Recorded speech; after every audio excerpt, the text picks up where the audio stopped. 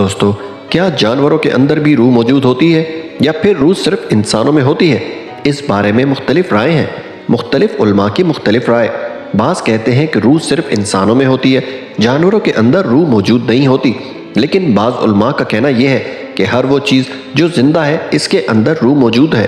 اگر ہم قرآن پاک کی بات کریں تو سرکار دو عالم سے جب لوگ سوال کرتے تھے کہ روح کیا چیز ہے تو نبی کریم صلی اللہ علیہ وآلہ وسلم نے اس بات کا جواب جو اللہ پاک کی ذات نے وحی کے ذریعے دیا تھا وہ یہ ہے کہ اے نبی کہہ دیجئے کہ روح امر الہی ہے اور یہ اللہ کی طرف سے ہے۔ دوستو، وہاں پر بھی یہ ذکر صرف اتنا ہی آیا ہے، اس سے زیادہ کوئی ذکر موجود نہیں۔ لیکن کیا وہ ذکر صرف انسانوں کے لیے تھا یا جانوروں کے لیے بھی تھا؟ اس بات کی انسان کو سمجھ نہیں آئی۔ علماء تو مختلف رائے دیتے ہیں، بعض کہتے ہیں کہ ہوتی ہے، بعض کہتے ہیں کہ نہیں ہوتی۔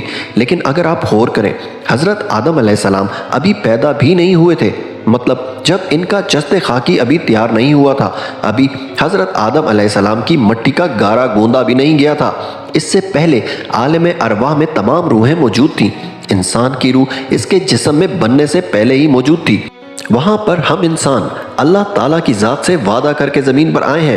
ہر کوئی وہاں پر توحید کا وعدہ کر کے زمین پر آیا ہے، لیکن وہاں پر بھی صرف انسانوں ہی کا ذکر موجود ہے، جانوروں کا وہاں پر بھی کوئی ذکر موجود نہیں۔